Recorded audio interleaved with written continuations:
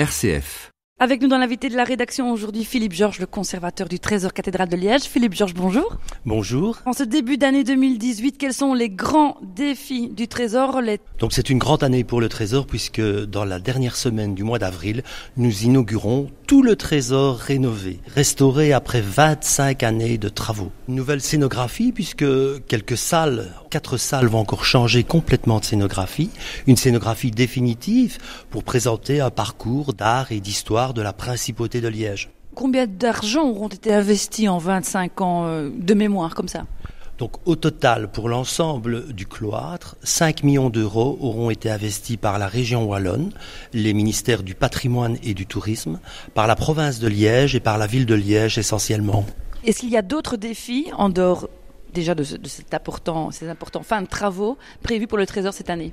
Il y a un grand projet qui va succéder au projet du Trésor que j'ai intitulé « La cathédrale au milieu du village ». Vous pouvez le lire également dans notre avant-dernier bulletin, à savoir la possibilité d'accéder aux parties hautes de la cathédrale, près du clocher, du carillon, mais également des vues assez originales sur la place cathédrale et sur la ville de Liège en général. Nous essayons de rassembler tous les acteurs liégeois de manière, par sponsoring, mécénat et subsides, d'avoir évidemment à la fois la possibilité de ce parcours, mais également, et je l'oubliais, une illumination digne d'une cathédrale. Une belle illumination, puisque comme vous le savez, le building en face était le building à partir duquel la tour de la cathédrale était illuminée. Donc il faut revoir avec la ville de Liège, et la ville de Liège est partante, cette illumination de la cathédrale. Ça veut dire que l'on pourrait imaginer à terme que l'on puisse monter au sommet de la cathédrale comme on le fait au sommet du beffroi de Bruges ? Oui, c'est là l'objectif. Évidemment, les gens adorent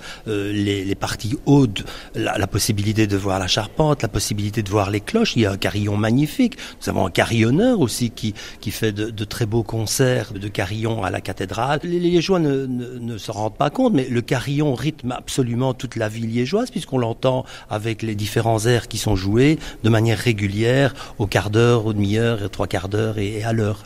Alors, qu'est-ce qu'on peut vous souhaiter à vous pour cette année 2018 ? Eh bien, je crois à la possibilité de restructurer ce que nous sommes en train de faire depuis 2 ans, l'ensemble des collections.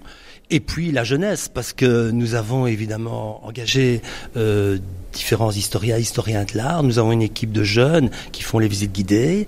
Et à côté de nos bénévoles qui sont remarquables, je le disais tout à l'heure, puisque ce sont les vœux du Trésor aujourd'hui, voilà 20 ans que notre équipe de bénévoles fait l'accueil au Trésor, cette jeunesse qui sont en train de concevoir une prochaine exposition au Trésor. Alors qu'est-ce qu'on peut souhaiter au Trésor pour 2018 ? Une meilleure fréquentation, ça je suis extrêmement persuadé. Nous devons doubler notre nombre de visiteurs, nous devons entrer dans les grands circuits. La ville de Liège comme la province va nous aider. Quand on viendra voir la gare de Calatrava qu'on considère comme la nouvelle cathédrale de Liège, on viendra voir aussi la cathédrale de Liège et on viendra voir sa restauration, on viendra voir le Trésor, on viendra voir ce parcours d'art et d'histoire de la principauté.